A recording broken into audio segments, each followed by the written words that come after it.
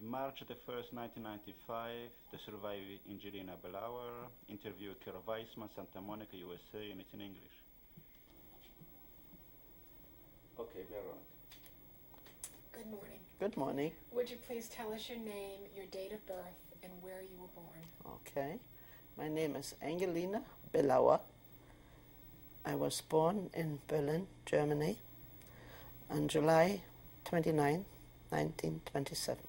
Mrs. Billauer, your mother was Toby Nachem, N-O-C-H-E-M. That's correct. And your father was George Lowenberg. That's right. L-O-W-E-N-B-E-R-G. That's right. Would you please tell us about your mother and father?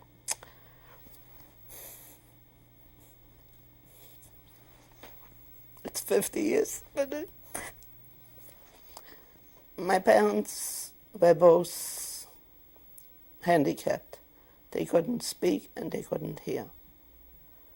So as a small child, I learned sign language. And I didn't think it was anything special because it came natural to me. And I have an older sister and an older brother. My father was a tailor.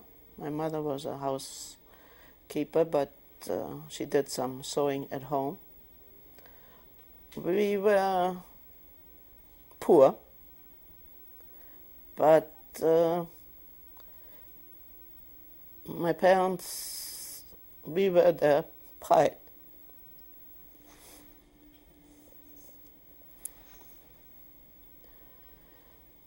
I was born in 1927, and in 1932 I started going to public school. In 1933 I had to leave the public school because I was one of the very few Jewish children there, and I was sent to a Jewish girls' school. The school was about 45 minutes to walk. So my mother used to walk with me every morning and pick me up from school. Wherever my parents had to do something in an office or shopping, I went with them to interpret because my brother and sister were already old enough to go to work. And after 1933, of course, we were very conscious that we were Jews, and we had only Jewish friends actually. Near our Jewish school was a regular public school, and those kids would throw rocks at us in the winter, would cover stones with snow and throw at us and yell at us and call us names. But didn't really affect me. I guess I was young. I didn't really understand what was going on. At about 5 or 6 years old, when you left your Jewish school, The Gentile school. The Gentile school, did your parents explain why you had to leave? No. I don't know if my parents even understood what was going on. But no. I mean, I realized that I was different than the others, and I was very happy in the Jewish school. On November 9th, 1938, when I went to school, on the way I saw that all the Jewish stores were destroyed, that all synagogues were burning, but I still went to school, and of course we were right away released to go back home. On the way home again, I saw all the Jewish stores destroyed, glass all over the place, the sign Jews written all over, and many of my friends' fathers, mostly their Polish descent, were arrested. Some were sent back to Poland, and some were sent to concentration camps then. Because Sachsenhausen, as I remember, was one of the first concentration camps we knew about in Germany. And after that 9th of November, the Jewish school, especially the girls' school, was closed because they didn't get cold to heat it in the winter time. So we were merged with a Jewish boys' school, which was also quite far from my home. But in 1940, they closed all Jewish schools. So I had to work in a Jewish children's home for a while, making beds, darning socks, and things like that. My sister already had worked forced labor for Siemens, big German company.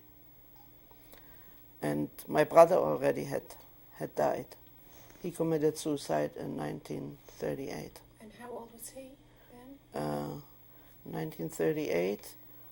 And he was 9 years older than me. So he was 18. He committed suicide? Yes. Which I first didn't know either.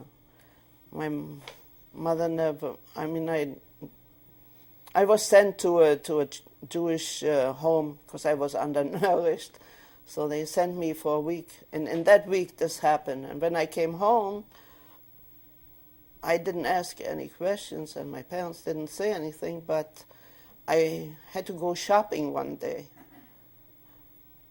And some stranger told me, "Oh, I heard your brother killed himself." That's how I found out. But I don't think I ever questioned it because I didn't want to hurt my mother's feelings. So you never discussed it with your parents? No. I knew that it must be painful. Did you discuss it with your sister Frida? No, she just said, he couldn't go on and he put an end to it. What do you remember about your brother? Tall, good looking like 10 Goyim. He was much older, so I know going for walks with him, but I don't really remember that much about him. My sister and I, we were in camp together, so we were very close. Did you have grandparents that were alive? No, I never knew my grandparents. I never knew any of... My mother had no relatives that we knew about. My father had 2 sisters, but I didn't really know them. They didn't live near Berlin, so I never had a chance to really meet them. I mean, he came from a bigger family, but they all had died already before I was born, because I was a latecomer. My mother was 42 when I was born, so I was really very, very young in the family. I didn't know anybody. You had mentioned to me that you were involved in a special synagogue for the handicapped. Yes. Can you tell us about that? Sure. On my parents being handicapped, they went to a special synagogue in Berlin where there was a big school for children that can't speak and hear. And in that same facilities, they had a synagogue. I remember that on Rosh Hashanah, Yom Kippur, on most high holidays, we used to go there. And what stuck in my mind is that the rabbi was speaking, but at the same time doing sign language for people to understand. I have never seen anything like that ever since. And this was a social gathering for my parents and their friends. And I didn't feel out of place. It was very natural to me. And outside the synagogue, were most of your parents' friends handicapped? Yes. And so you socialize with the children all the time? I don't remember, because I was so young, their children probably were all older, so I didn't socialize with them. I spent a lot of time just with my parents. And of course, when we couldn't use subways or buses anymore, I couldn't go any place, so I spent most of my time with my parents, which I'm very happy about. What did you think about during the day? What was your everyday life like with your parents now that you couldn't go to school? My father went to work. My sister was at work. My mother and I liked to go for walks. My mother liked dressmaking, so we would go and look in windows and see what the latest fashion was. And then my mother would go home and take one of our old dresses and just remodel it to a new style. And we would go. She loved to go to the movies. And sometimes we would walk far away, hide our stars, and go into the movie. And in the evening we would go and pick my father up from work. And when the war started and it was dark, everything had to be dark, we went and picked him up from work and brought him home. It was... I'm happy that I spent all that time. When you were home with your parents and your sister Frida, did you discuss politics? Did you talk about Hitler and think this would all blow over? No. No. As I said, I don't know if my parents really understood what was going on. I mean, they were reading newspapers, I'm sure, but they never discussed it with us. Never. My sister, being at work and forced labor, of course, understood me about it. But we had no relatives in a foreign country, so there was no way for us to run away or do anything. We just hoped for the best. And nobody knew really what was going to happen. Nobody realized that things would be that bad. When the deportation started, you would see moving trucks, big moving trucks coming and picking up people. But, you know, there was a rumor, oh, you were just being sent to a ghetto. So we waited till our time came. And when was that? On September 24th, 1942. At 11 o'clock at night, 2 Gestapo men came, knocked on the door, and told us to pack a few things and come with them.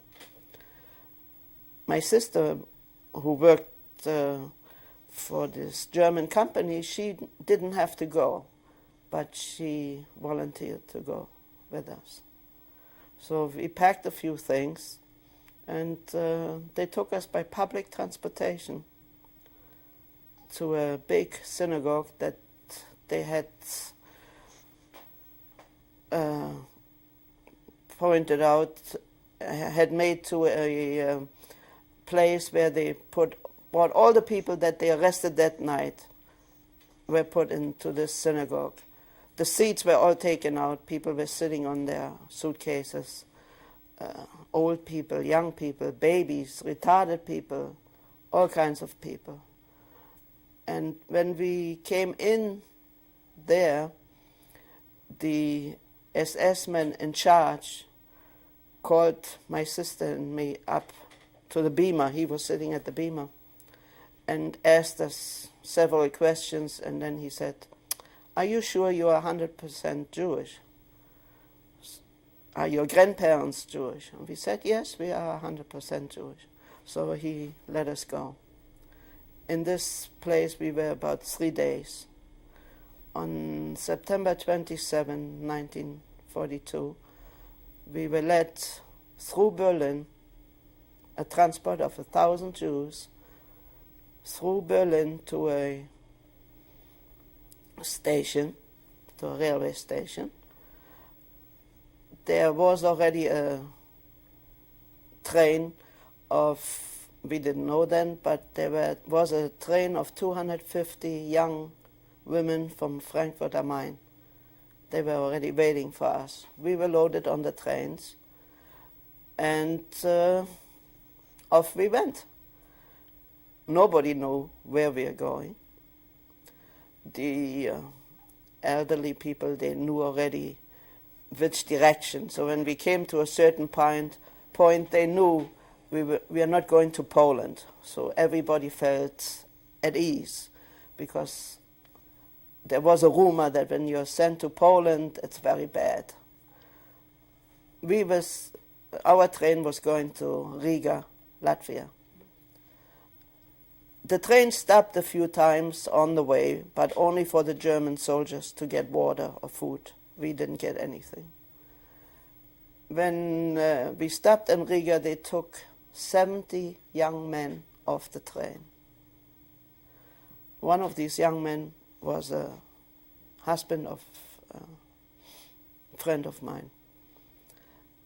We stayed there a few hours, but then the train left, and we ended up in Estonia.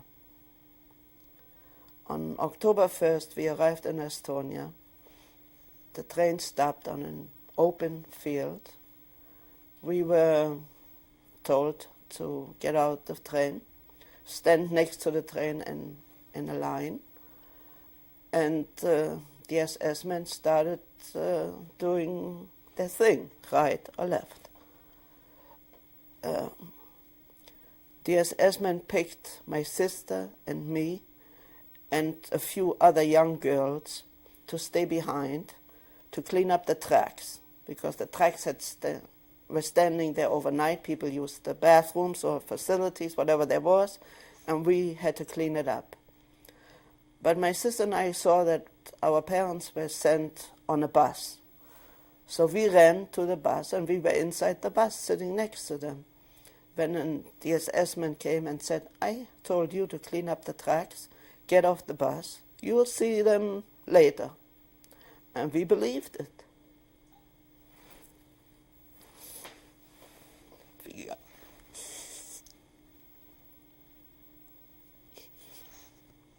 We got off the bus, and this is the last time we ever saw pets. After we cleaned up the tracks, we had to walk, many, many miles to a camp. And of course, our first thought was, where are our parents? So we were told, oh, they're in another camp. You will see them. And first we believed it. We were put into a big, big barrack that had 3 floors of, not beds, it had 3 floors, and this was our place to sleep.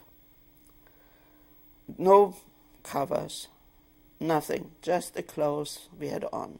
And of course it was a big, big excitement, because everybody was looking for their relatives, and it was horrible.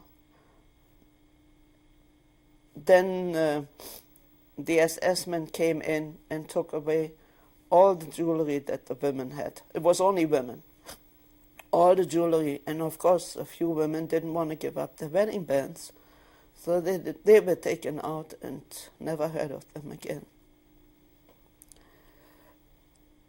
The next day we were sent to work.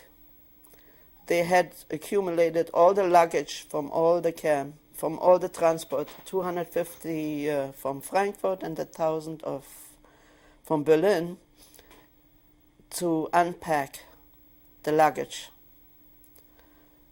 and to sort it. So many people had food in their luggage, and we tried to steal it, but in the evening when you finished work, they would check you out, and if they found food, that wasn't very healthy for you. We were in that camp maybe 3 months. In the spring of 1943, we were loaded on buses and sent, we didn't know where, turned out to be Tallinn. It was in the middle of the night, full moon. We stopped at a place, like in the Middle Ages, a prison with big, wide stone walls. Had to go through the basement where the stone steps were all walked off, through hallways, through another hallway, came to a little more modern building, and it was all dark. They would count 10 women, lock the door, these iron doors, and there was no light. A few minutes later, after they locked the doors, the lights went on, and we saw it was a cell with 7 beds against the wall, 1 toilet and 1 sink. But we were 10 women. So the younger ones, 7 women were sleeping in beds, and the 3 younger ones, we were sleeping on the floor. Were you one of the younger ones sleeping? I was always the youngest. There's one other girl she lives in Israel. The 2 of us were always the youngest. We were only 15 then. And you were still with Frida at this point? Yes, always. And there, in the morning, they would open the doors, they would throw in some raw fish. That was our breakfast. But we had to, before we went to work, the cell floor had to be scrubbed. With cold water, they didn't give us anything to do it. We had to scrub it. Everything had to be tip-top. They would come in and check and count us. I don't know what they thought, that somebody could have disappeared. Then we were let down to the street, and there were civilians with guns surrounding us. We found out later that these were Polish men. And one man in a leather coat with a red long beard would make a speech. Turned out he was a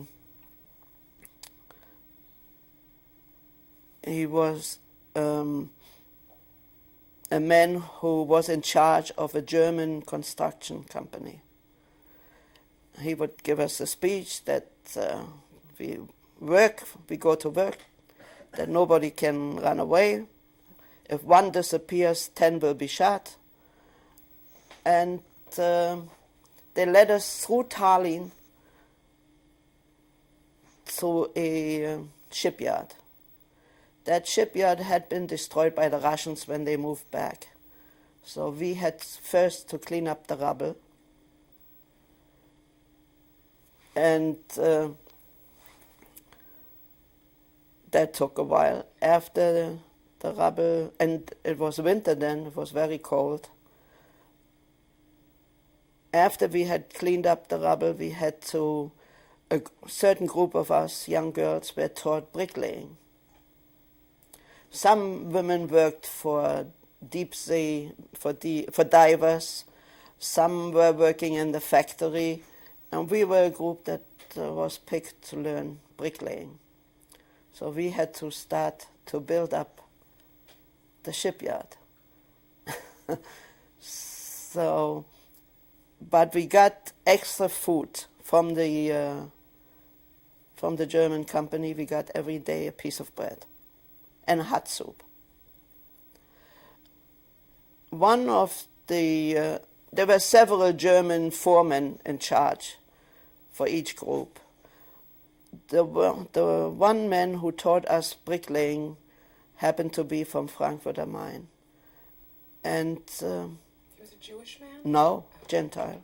But because my girlfriends were from Frankfurt, he liked us.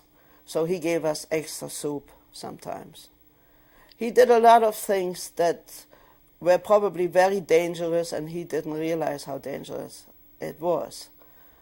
And he, as a matter of fact, after the war, when we were in the United States, we did invite him to come and visit us. And every Christmas we would send him some gifts, some food to Germany. But that's the only German I know who was nice, and I would think that he was only nice because we were young girls. He wasn't so nice to the other.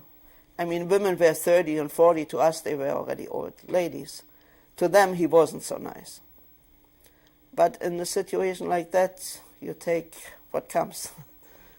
And we worked there for a long time. How many hours a day did you work about? Oh, about 10 hours a day. We were brought there in the morning and brought back in the evening. When you say brought, did you walk there? March. You had to march. We marched, and always surrounded by these Polish guards with guns. And one day we didn't go to work. We didn't know what was happening. And turned out we were sent to another camp. By train, we were sent deeper into Estonia, near the Russian border. That camp was Erida, I think.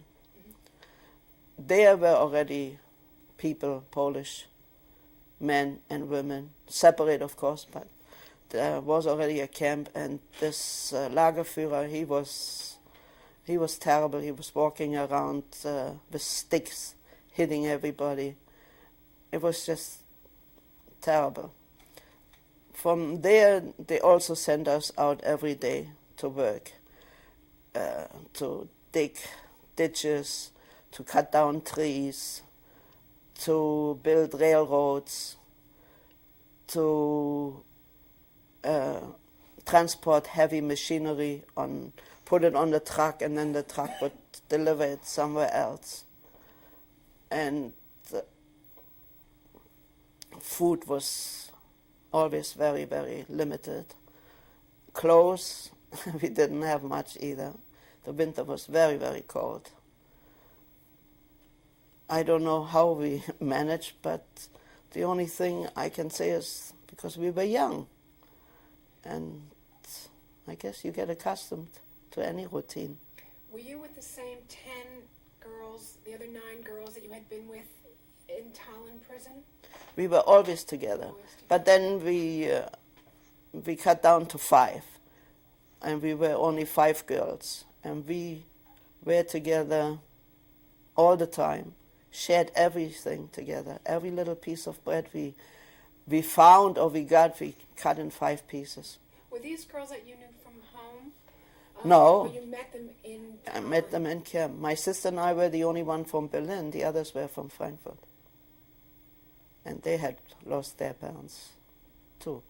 They had worked in Berlin as also as forced laborers. Tape number 2.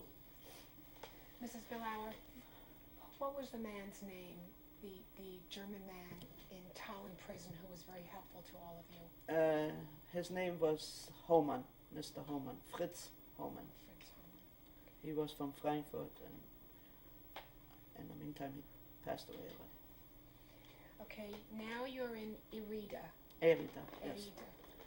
Erida. After a while, we were sent to another camp not too far away, which was called Goldfields. This was completely empty. Only the barracks were standing there. We had to build it. we had to we had to bricklay some chimneys.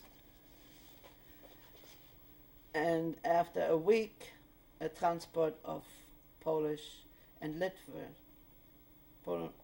Jews from Vilna and Kovno mostly came there. And a few weeks later, a transport of Hungarian women came. And they came already with shaved heads from Auschwitz. That's the first time we ever heard of Auschwitz. We had no idea. And do you remember about what year this was? It must have been 1943, late 1943. And tell me again the name of the camp? Goldfields. Goldfields. Yeah. There also we, every morning, every night you had to stand uphill and they would count.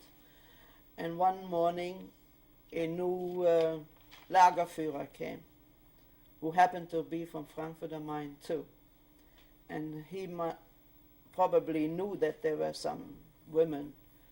So he asked who is from Frankfurt am Main, and some of the women raised their hands, and we were standing between those. So he picked 5, my sister and me and my 3 girlfriends, to work in the kitchen, which was, of course, a big plus. At least we didn't have to be working out in the cold. We worked in the kitchen, but every night, most every night, the Lagerführer would come in drunk. We didn't know what he was didn't know what to expect of him. But he would come in, look if we are all there, and just go out again. But we were always scared when he came. He picked us to work in the kitchen, which was very nice, but he was a bastard. He was killing and beating men and women wherever he saw them. Most of the time he was drunk. In Goldfields, we had our heads shorn. They shaved our hair everywhere, underarms, wherever you had hair, that's what they shaved off. And after a while, every day they took people out. We never saw them again. But then one day they had a big action. They needed a big amount of people, and they picked me, among others. But I guess they needed a certain amount, and they didn't have enough, so they asked for volunteers. So, when you say they had an action, what do you mean? What do you mean by in German you say Aktion. That means a selection. Okay. So they asked for volunteers. Of course, my sister volunteered, and our 3 girlfriends volunteered too. This SS-man who was picking was standing in front. Behind him was this Lagerführer, and he made like this to us. We didn't know what he meant. But after the selection, we were supposed to report for the next morning. My girlfriend, who was really very courageous, always spoke up. She went to him and she said, "What does that mean?" So he said, "You are crazy. I could have taken 1 girl out, but how can I take 5 girls out?" But he did. But instead of us 5, he sent 5 other women to their death. But as I said, we were lucky that there was always somebody who was good to us. Not good, but who saved us somehow. After the camp got smaller and smaller, so we didn't work in the kitchen anymore. We had to go out and work again. I had to work in the SS laundry or in cutting trees again, or dig ditches for the German soldiers, which were not SS. The German army was around there too. And there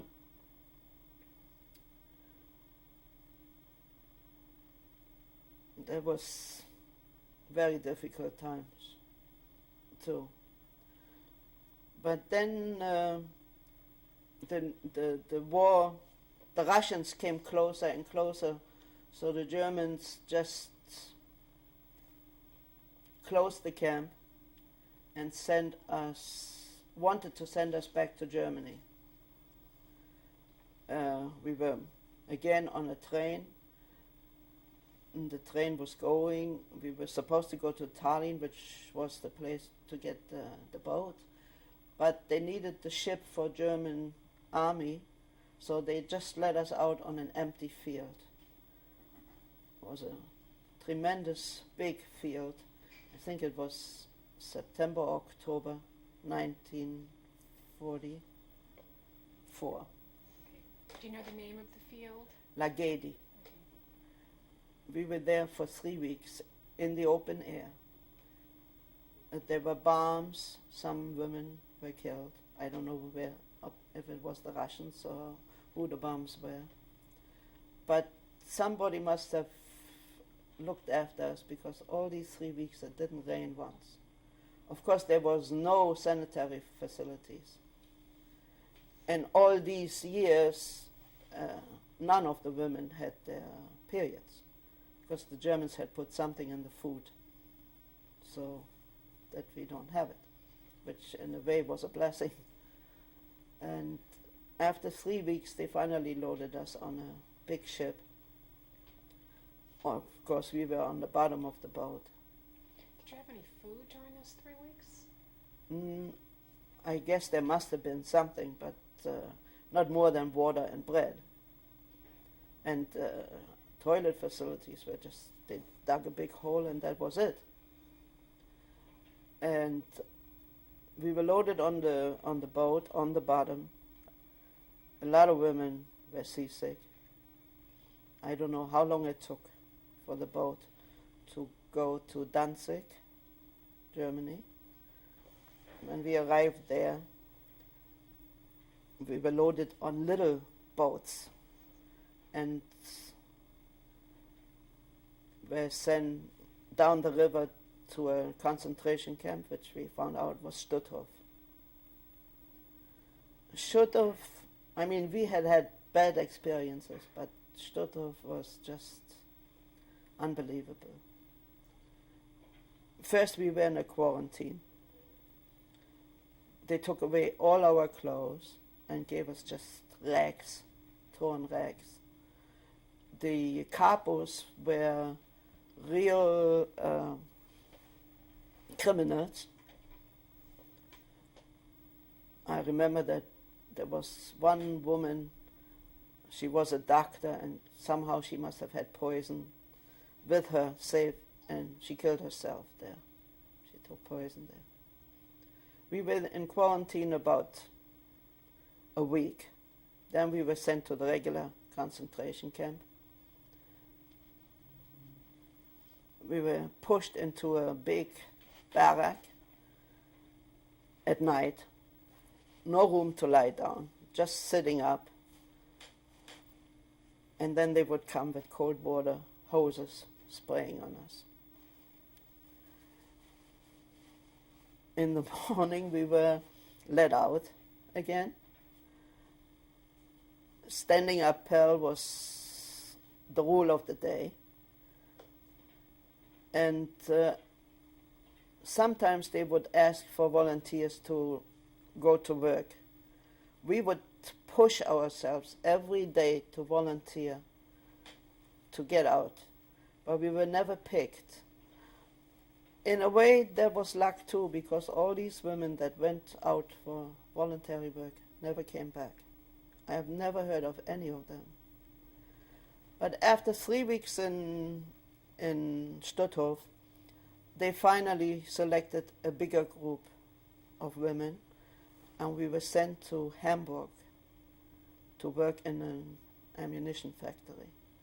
Hamburg was, we're just in a camp near this factory. The main camp in Hamburg was Neuengamme. That was a big concentration camp. And I understand there were a lot of little camps around Hamburg, working in different factories, but the main thing was Neuengamme. What was Exenzoll in Hamburg? Oxenzoll, that was the name we were. Oh, okay. That was the camp that we stayed in order to work for the factory. We worked 12-hour shifts. My sister and I never saw each other because we were on different shifts. And the camp commander, he was horrible. He was hitting wherever he saw one of us, he would hit. We also, at night, when we came from our shifts, tired, we had to stand appel again. Sometimes we would stand all night in freezing weather, in rain, and had to go right from there back to work. What did you think about when you had to stand up all night? What thoughts went through your head?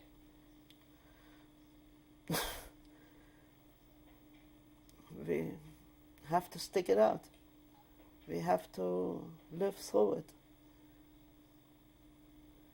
And, we told each other that we have to hold on. It was a big support, 5 girls sticking together through everything,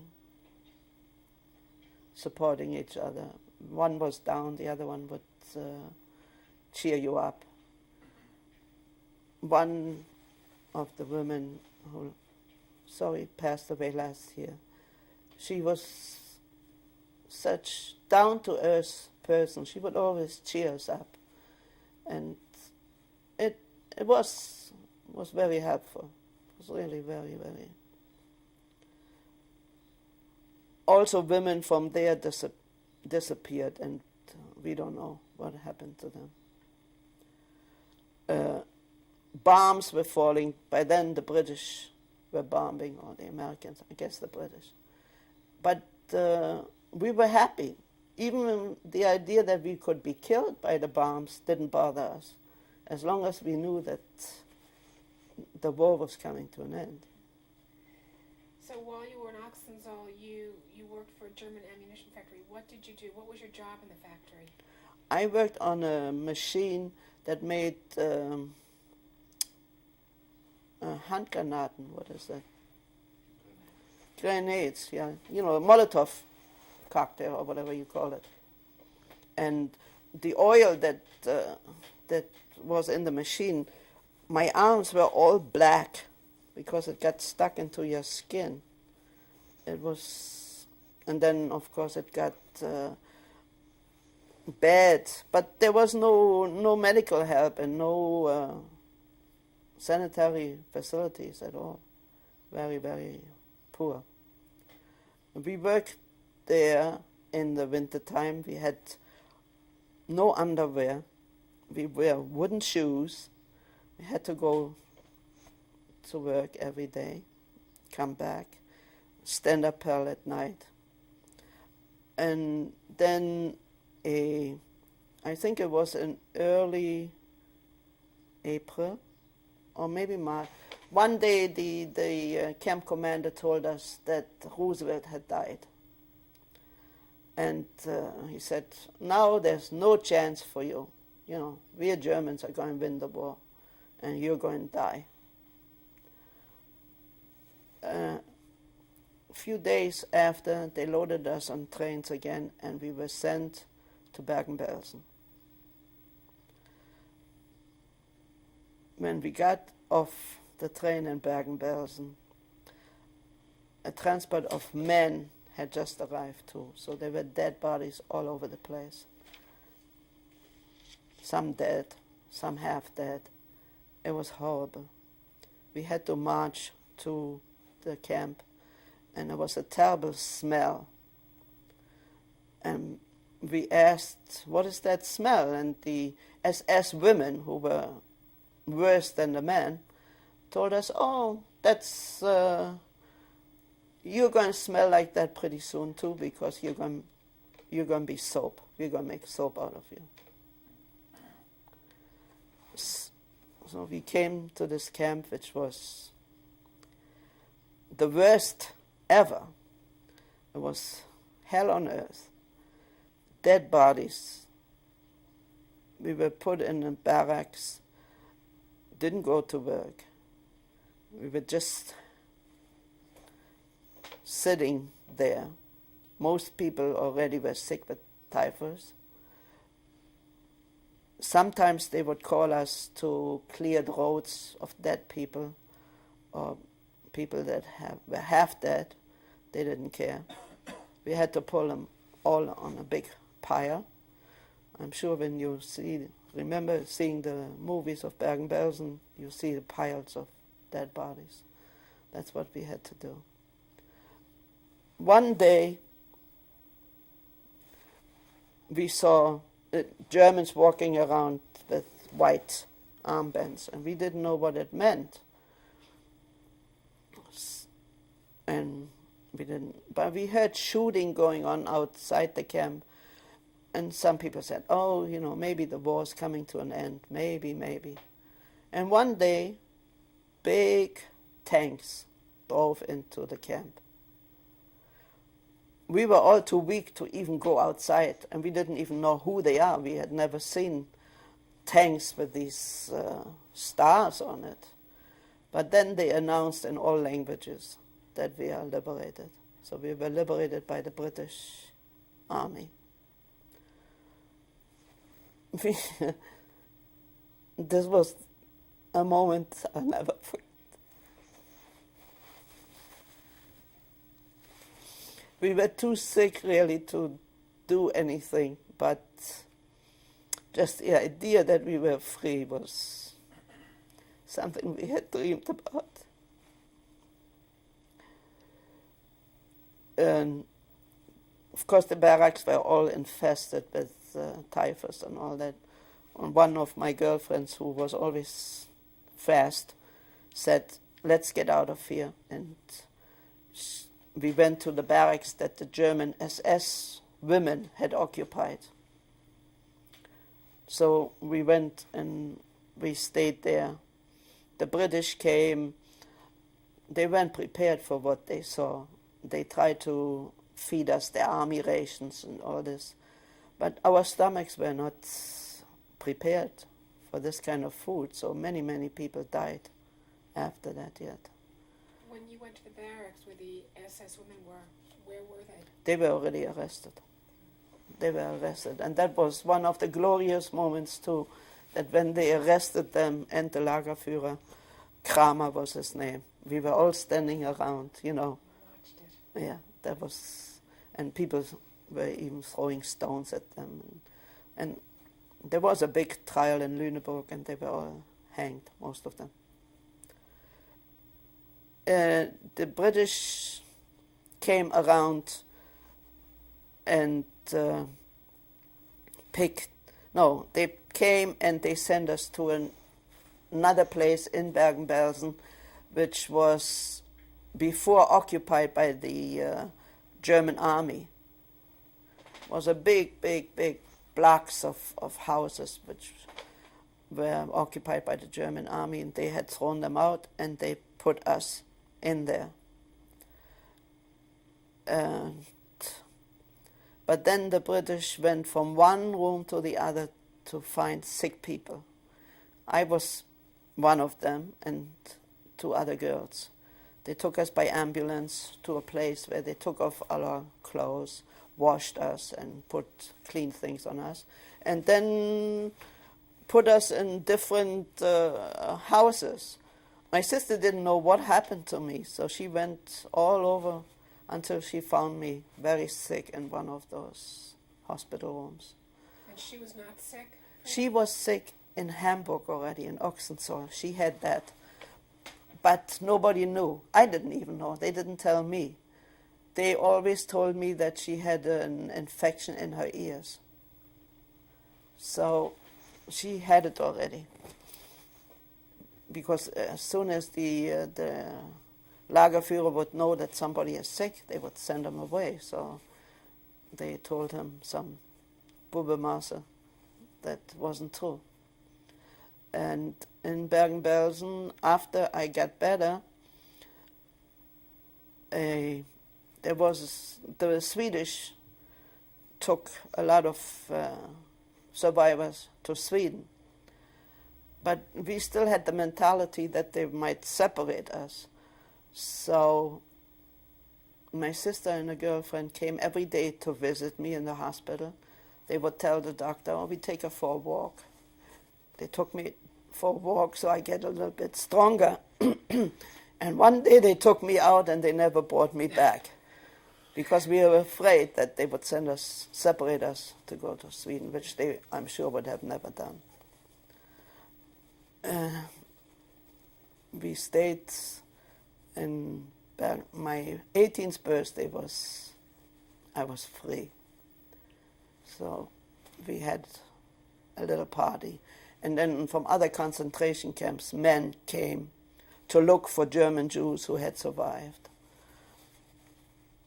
That's when my sister met her husband. He was also from Germany, and she had known him before. He was married before, and he had a child before. And she moved to Lübeck with him. But I was not too... I guess I was jealous. Now that I'm more adult, I know I was jealous. I didn't like him. He took my sister away from me. So I went with my girlfriends to live in Frankfurt am Main.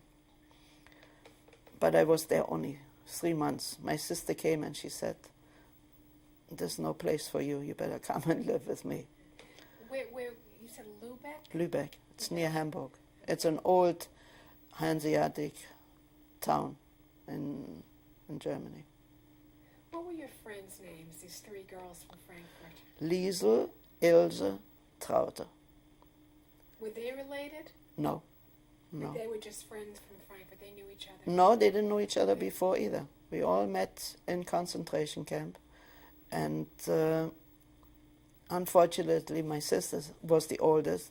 She died 17 years ago. Last year, the other one, the next oldest, died. So now we're only 3 left. But we're very close. One of the girlfriends is an artist. She gave me this sculpture. Beautiful. Where do they live? In New York. Oh, they're in America. Yes. I mean, I lived in New York for 30 years, for 33 years. When I moved to Lübeck, and my brother-in-law was very active in Jewish life. So I met a lot of important people. I don't know if you remember the time when we had Exodus, when the British sent the 2 boats back. That was near us, Hamburg, and they brought those people to a camp near Lübeck. So we were very active working there. A lot of Israeli not chalutzim, but important Israeli leaders came, and British and American. A lot of people came to help, and finally it was resolved, and people did go to Israel. And in 1946, there was a small Jewish community in Lübeck. Every Sunday was a wedding, and everybody was invited to the wedding. And one day, I met my husband. His father was in the same town than I lived, and I knew him. And one day my husband came from Russia to find his father. That's how we met. And in 1947, his father remarried. And His mother had died, your mother? his mother, she died in the Warsaw Ghetto, yes. And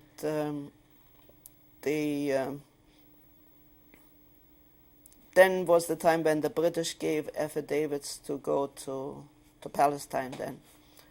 So my husband wanted to go to Palestine because he had all his relatives and his younger brother who had survived concentration camp. But the Jewish agency told him, "You're young, you can go on Aliyah Beit, but we'll give your parents the affidavit to go to Israel." So they went to Israel, and my husband stayed in Lübeck. In 1949, we went for a visit to Israel. And his father decided we should get married there. And I said, "No, I don't get married. I only have one sister. I wouldn't get married without my sister." So the telephone calls went back and forth, and my sister, who had already a child, left the child with friends and came to Israel. She brought a suitcase full of food because at that time was Sena in Israel. There was hardly anything to eat.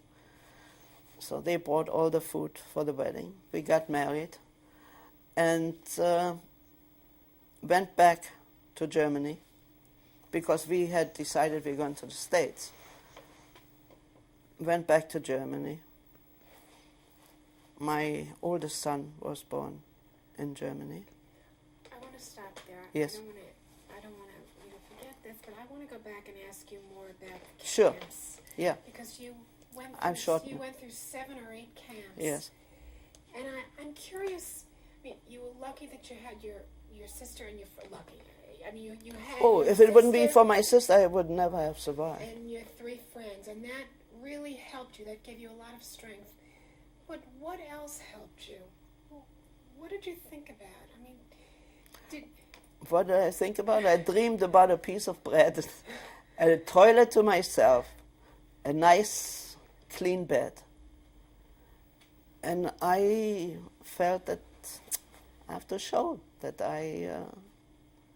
somebody has to be surviving to tell the story.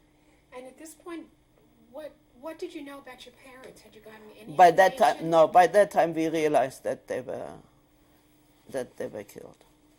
And from what we found out later, they were killed right the first day we got there. Yeah, when they were on that bus. A bus, they just put them some. Yeah. Yeah. And during these terrible atrocities that you were witness to, what did you say to yourself? Did you ever think, when I get out of here, if I get out of here, I'm going to tell the world? Oh yes, absolutely. And we thought the world would be out there with open arms, and there would never be war or bad things happening again. Surprise. Didn't happen this way. But when we were liberated, we were so happy, we were so free.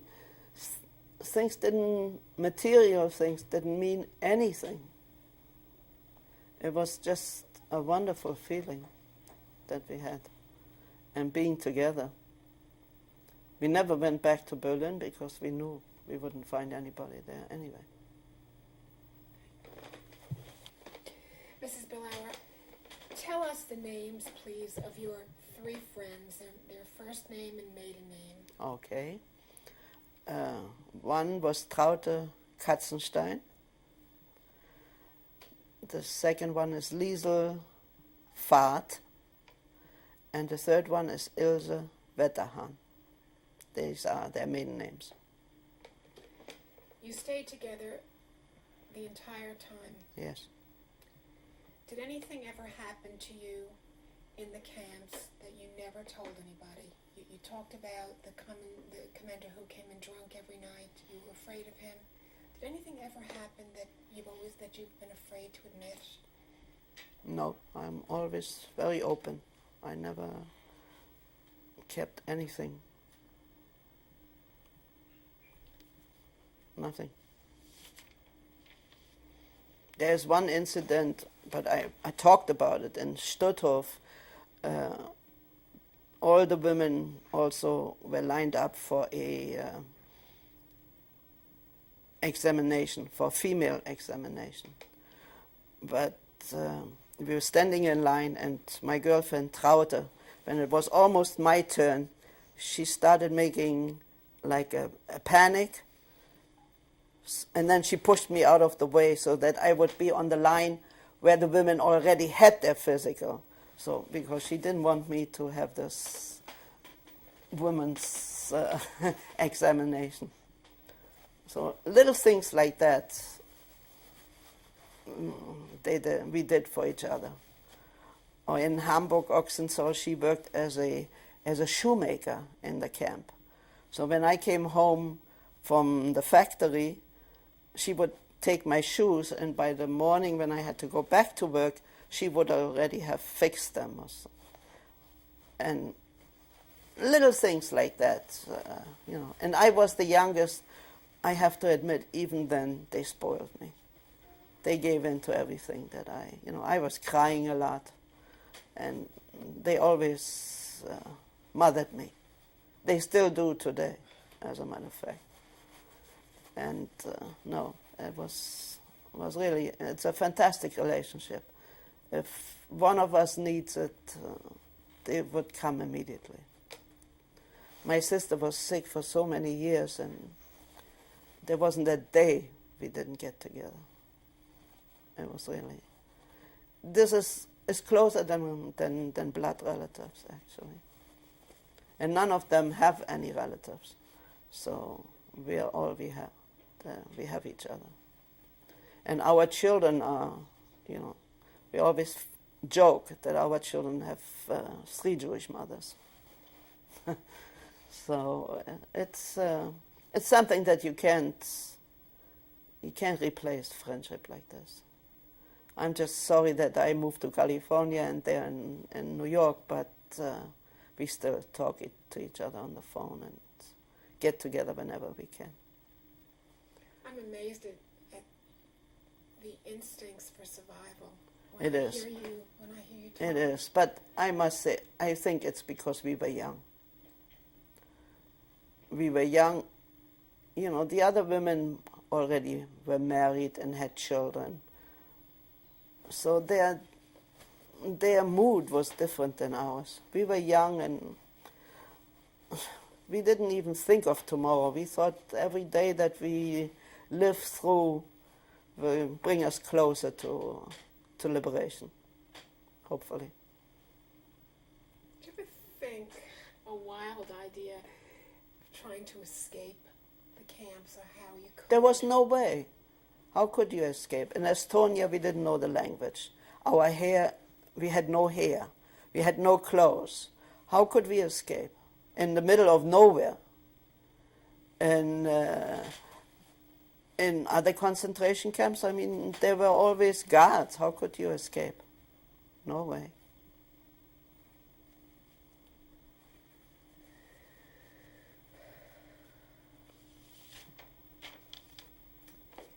Talked before about you met your husband. Mm-hmm.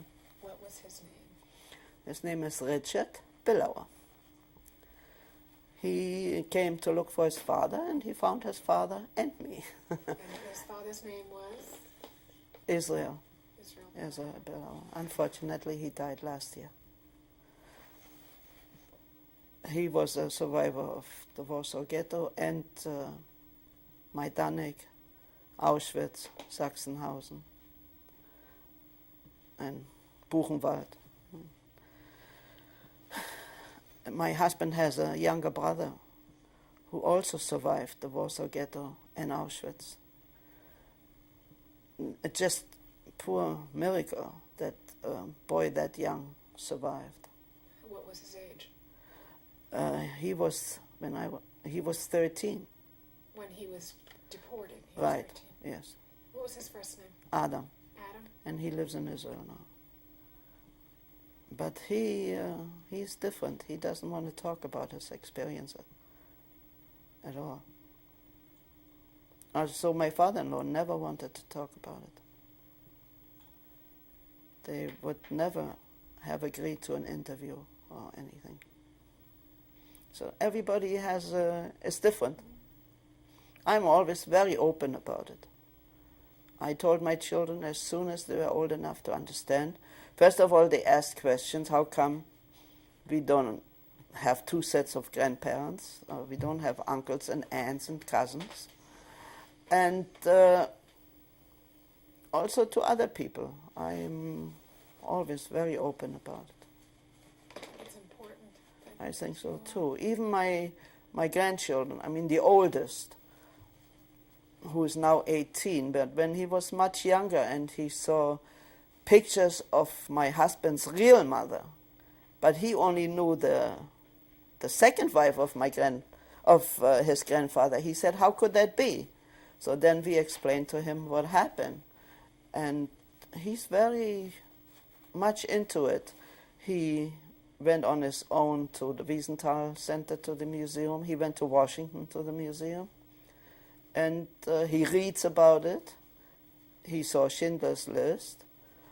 He's much more into it than the 16-year-old.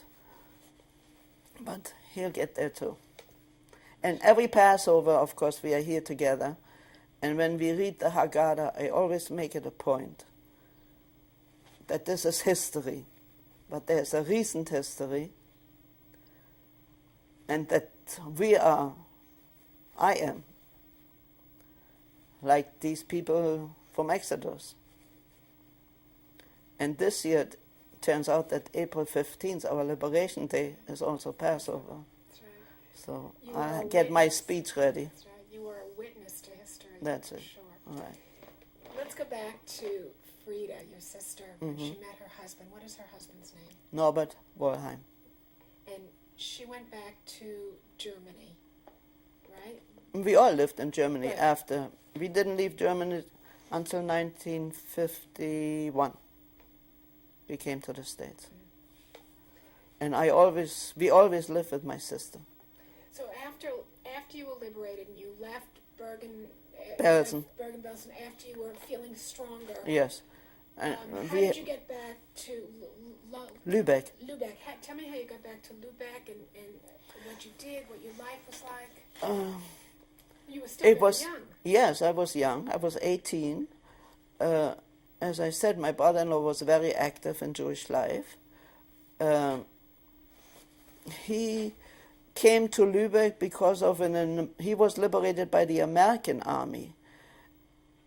And one of the soldiers had took a whole group of Jewish survivors and said, I'll bring you to the British zone because the place you are liberated will be Russian. And I think you're better off in the British zone. That's how he landed in Lübeck. And when I came to Lübeck in beginning of 46, they lived in a house that had belonged to a Jewish banker who didn't come back. So the Germans had given us that house to live in. And it was a very sociable life there because all people from all over the world came to see survivors. Asked questions, sometimes silly questions, but it was interesting. I learned dressmaking, and I learned typewriting, and I learned shorthand. All kinds of things I learned to be able to do something later on. But when we came back but we knew we would never stay in Germany. That was something we knew from the beginning. When I went with my husband to Israel for a visit, I knew it was a visit because my sister had told me that she would move to the United States, and there was no question that we would separate. So there was a fact that we were going to the United States too.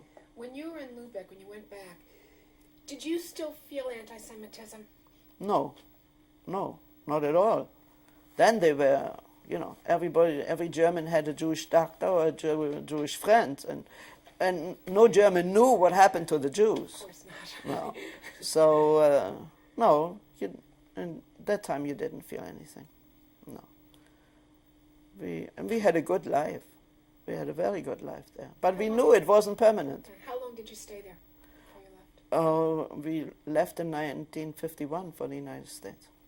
So it's about 6 years we left there. So you went to Israel before you were married, right? Yeah, we were engaged.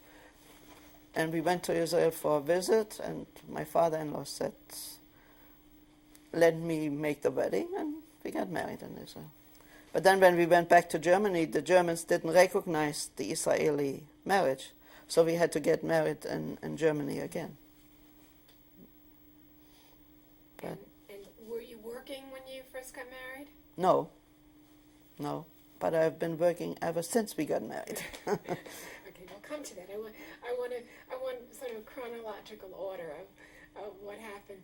So you stayed in Lubeck for a couple of years. Then you... My son was born. Your first son. What is your son's name? George. George. After my father. And you... how old was George when you came to the United States? George was 6 weeks old when we came by plane to the United States. And we had a contract to go to California from the Hayas. We landed in New York. Friends picked us up, took us to their home, and said, why do you want to go to California? You don't know anybody there. Here, we can help you. So we gave up the help from Hayas and we stayed in New York. And the apartment house we lived in the Bronx, there was a couple that the man happened to be in concentration camp with my father-in-law. So he was very helpful. He right away got a job for my husband. He was a watchmaker then. And we stayed in New York for 33 years until my older son, George, went to UCLA for a semester, came back to New York and said, California is for me. So he got married and left for California. We used to come every year to visit. A few years later, my youngest son, Michael, decided he wants to go to California too. So we made the decision to let him go. And after that, my oldest son wrote us a letter. I'm sure my husband has the copy, writing that we are such a small family and that we should be together, that we should know our grandchildren should know us, and that would be the right thing for us to do. So we agreed. We sold. My sister had already passed away, so we sold our business, we sold our home, we left our friends, and we moved to California. And I'm not sorry we did. It's really our biggest pleasure is when we're the whole family together. Absolutely. It's really such a pleasure. When we met before this interview, I asked you about your education since 1945. Do you remember what you answered? Life. Life. That's right. Yes. I never did go back to school, which I'm sorry, but life taught me. You grew up very quickly. I did, yes. I was never a teenager. But I love life, and I want to live every day the best I can. Because you don't know what's tomorrow. And my experiences show me that material things aren't important at all. It's your family that counts. And we are really a very close family. My sons have always been very close, though they're 6 years apart. And my grandchildren, that special. I'm sure every grandparent says that. And also my daughter-in-laws. I mean, we are really one big happy family. No problems. What are your grandchildren's names? Joshua, Jesse, and Jeremy. And if things go well, we're going to have another grandchild in September. That's wonderful. I know you and your husband are involved with your sons and their business. That's right. Would you tell us what you do? Both my sons are chiropractors. They are very much involved with sports. My son was the official chiropractor for the last soccer cup games. We work for them. My husband is the manager, and I'm the girl Friday. I do everything that has to be done. My older son is very involved to work with young people. He just finished 7 years as a voluntary coach for Poly High soccer team. My younger son specializes in taking care of little children. He loves and he feels that chiropractic is very important, even from the day you're born. And they have a very good practice and they have a very good name.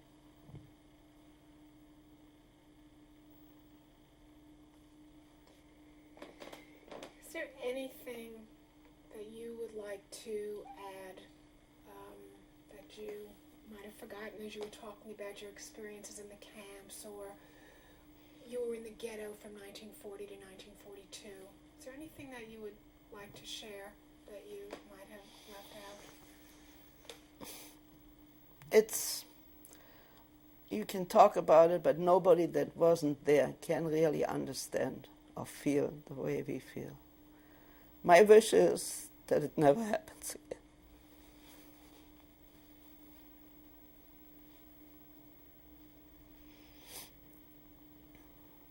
Would you like to leave a message for your sons, your grandchildren, and the rest of the world?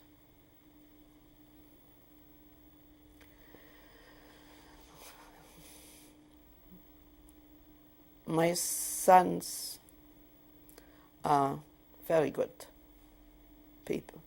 They're mensch. When my older son was 13, a friend of mine asked him, "What do you want to be when you grow up?" And he said, "The first thing I want to be is a mensch." And he is. And so is my younger son. They're very good-hearted people. They're good to us. They're good to their wives. They're good to humanity. And I wish them all the luck, the muzzle, good health and happiness. And not to forget the backgrounds. Thank you. Okay. I have to know which. Okay. Okay. Okay. You don't have to touch. You have from the right. The right is my mother, The name. Taube Löwenberg. The baby is me, Engelina Billauer. My sister in the middle, Friedel Löwenberg. My brother, Wilhelm Löwenberg. And my father, George Löwenberg. And when was this picture taken? This picture was taken, I'm 6 weeks old, so it must be in 1927. In Berlin. In Berlin, yes, I'm sure. Okay. This picture is of my a wedding in my family. My father's sisters. I'm the only survivor of this whole picture. And where was this picture taken? This picture was taken in 1939 in Berlin.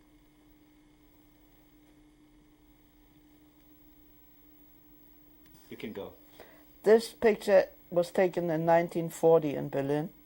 That's my mother, and I'm about 13 years old in this picture. About how old was your mother in that picture? 55? Yes, because she was 57 when we were deported. The names. My mother's name was Taube Löwenberg, and that's me, Engelina Löwenberg. Okay. This picture was taken in Berlin in 1940, and that's my mother, Taube Löwenberg. Okay. And this picture is my father, George Löwenberg, taken in Berlin in 1940. Okay. This picture is my sister, Friede Löwenberg Wollheim, and her husband, Norbert Wollheim. That was taken in 1965. You had mentioned earlier, I made a comment that your sister Frida didn't look Jewish, and you said that's probably why we survived. That's true. That's true. Wherever we went, even today, people think I'm German, and I obviously make it my point to let them know that I'm German and Jewish. Not German, actually, Jewish. And the next sentence is always, I'm a survivor of the Holocaust, because I don't want anybody to think I'm German. Okay. This little blonde is Jeremy. He's 6 years old. His name is Jeremy Billauer. He's my youngest grandson. The next is Jesse Billauer. He's 16 years old.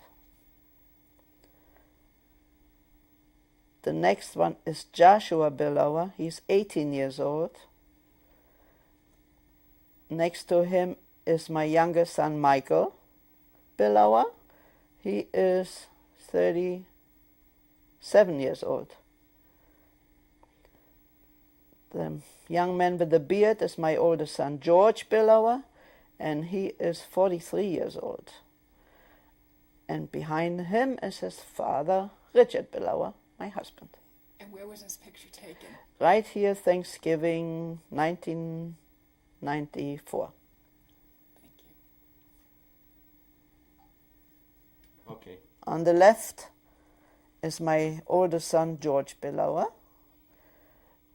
The young lady next to him is his wife, Cecile Billauer. In the middle is my grandson, Jesse Billauer. And on the right side is Joshua Billauer. And where was this picture taken? This picture was taken in November 1994. Where? I suppose in Pacific Palisades. Okay, California. Yes. Okay. Okay. To the left is my son, Michael Billauer, his wife, Dana Billauer, and his son, Jeremy Billauer. This picture was taken, I would think, 3 years ago. Where was it taken? Here in California. Okay.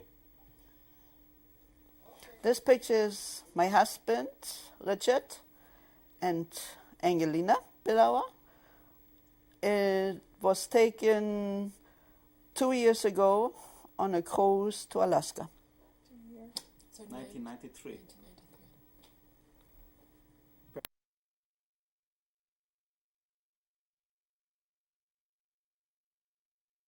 1993. I'd like to introduce my family. On the far right is my brother Michael, my father Richard, and my mother Angelina. Being the survivor, second generation. Your name? We start over? Oh, by the way, my name is George. I'm the older brother here, and as the second generation survivor, I must admit that in my growing up, although we were certainly aware of my parents' background and history when they were younger, it really wasn't an issue that was widely discussed or widely brought up or used as an excuse or a reason for the way we did things. My parents were always very concerned about our communications and our relationship. They were there for all of our activities. And when I say all, I mean all. And that loving support, I recognize that as that's just what I expected from parents. I didn't really relate it to parents who had been through the terrible things they had been through. And I think they've passed those abilities and those characteristics on to my brother and I. And again, we've adopted them not because we felt that it was carrying on for being a second-generation survivor. It was just what we were taught was the right thing to do for parents, and that's the way we've related to our children. And I think if you had their grandchildren here too, you'd recognize that our relationship with them is very much what theirs was with us. And so I don't really relate it to what they went through as children, although I think that certainly gives us an appreciation for having parents and still having our parents concerning what they went through. But I think the bottom line is that they were good people before that experience, and they continue to be good people after that experience, and they didn't allow that to take away from their responsibilities and their desires to be good parents, and never use it as a crutch or, as I say, as an excuse. And so I feel that my childhood wouldn't have been any different had they been through what they had been through. Yeah, I would have to say that my brother has summed up very well our relationship growing up. I do think that my parents have made our family very tight. And as my brother said, any activities that we were involved in, my parents were always there. But that has translated into my brother and I, our relationship. We work together all the time, and my parents work for us now, which is kind of interesting because when we were little, we used to work for them. And now that we're older, they work for us. And we're together very much of the time. It's great. And that has translated into relationships that I have with my wife and my brother has with his and our children. And it's wonderful. My parents were great role models for being parents, very loving, and always never afraid to show love. I know that there are many fathers and sons who are afraid to kiss or to hug in public, and we always do it, and we never even think about it being unusual. That's just the way it is, and it's that transpires to my brother and his boys, and to myself and my son, and it's never has any connotation or oh, Dad, don't do that in front of everybody. It's just never been that way. It's always, and the grandsons do the same with the grandparents. Even if we're out on a soccer field or something like that, it's always a big hug and a kiss. As far as my dad was a hard worker, and I think that has translated into his sons being hard workers. And like I said before, my mother we were always together working. And one great thing about it was my parents felt the family was so important that work, when they were younger, was at home. They worked at home. So whenever we came home from school, they were there. They were always there for us. And now they're still there for us. When you were growing up, were a lot of your friends parents survivors of the Holocaust? Were a lot of our friends. No, I think most of my school friends were not. I was the only one. Family friends, there were quite a few. So there were some. It was like having two groups of friends. There was one group of friends that was not familiar with it at all, and others, like on Friday nights or when we got together for holidays, then those were always friends who were second generation. So it was like two separate kinds of friends and having different kind of relationships. Thank you very much for today. We appreciate your time. You are a lovely family, a handsome family, and a happy family, and it's nice to meet all of you. Thank you. Thank you.